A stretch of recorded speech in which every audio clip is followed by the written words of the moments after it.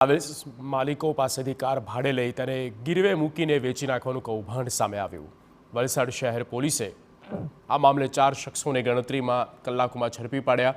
વલસાડનો મુખ્ય આરોપી પરવેઝ અમતિયાઝ મુલતાની અને તેના સાગરીતો સંજય પટેલ અને યાસીન સાથે મળી કાર ભાડે લેતો, પછી કારના નકલી દસ્તાવેજો બનાવડાવીને તે કારને ગીરવે મૂકીને નાણાં પણ લઈ લેતો હતો। જો કે ટ્રાવેલ્સનો ધંધો કરતા પરસોત્તમ પટેલ પાસેથી 28 ફેબ્રુઆરી આરોપીએ કાર લઈને સમયસર કાર પરત ન કરતા ઘટના સામે આવી। અગાઉ આરોપીઓએ આ રીતે ઠગાઈ કરી કે કેમ તે અંગે પોલીસ તપાસ ચાલી રહી છે।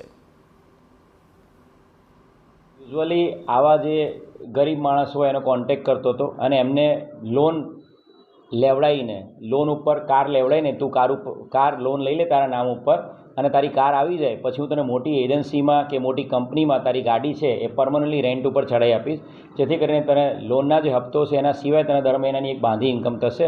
આવું એમને સમજાવીને પછી ગાડી લઈને એ ગાડી થોડા મહિના સુધી ભાડું આપીને પછી એ બારોબાર એ ગાડી કંપનીમાં નહીં મોકલીને ગાડી બારોબાર અન્ય જગ્યાએ વેચી મારતો હતો।